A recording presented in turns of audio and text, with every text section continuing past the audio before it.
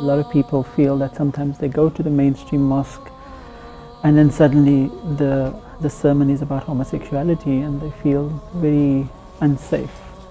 So this mosque, they know they can worship without being judged.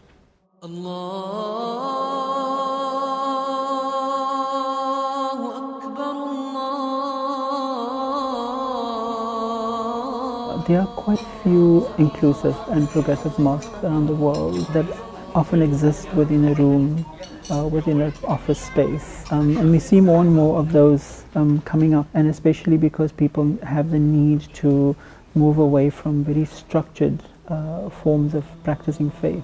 People dub it as the gay mosque, but it's really just a mosque that is inclusive. And it's a safe space for many people beyond sexual orientation and gender identity.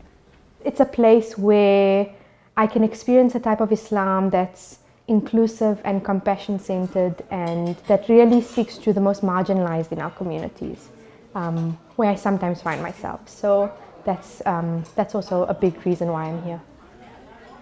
I'm at this mosque for, I think, 4 years now. I went through some personal issues regarding my gender identity as well.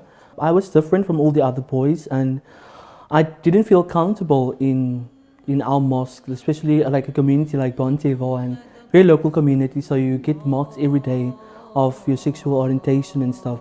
So I never had an interest of Islam up until now.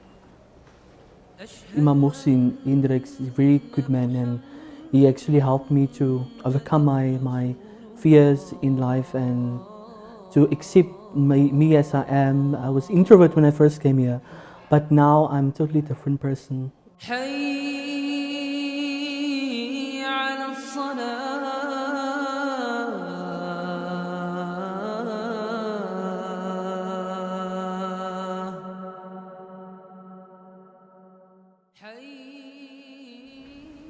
It's important that Muslims question. I mean, the Quran allows us questioning. The Quran often says, don't you see, don't you observe, don't you reflect. But not many of our spaces are open for that kind of reflection. It's very orthodox, it's very patriarchal. And in this mosque, people can ask questions, especially questions that could sometimes be seen as blasphemous in the eyes of many people. But they need to work through those questions. And so this mosque becomes a safe space to do that. I come to this mosque to be able to pray in a space that's not gender segregated, to be able to stand in the front row behind the imam, to sometimes be asked to lead the prayer, just to be in a space where women are in the front lines, are included as much as possible, are really actual participants and not just on the sidelines and forgotten about. I can now go back and tell people out there that it's not a problem being gay and to be Islam. You can still be gay and still do the work of Allah.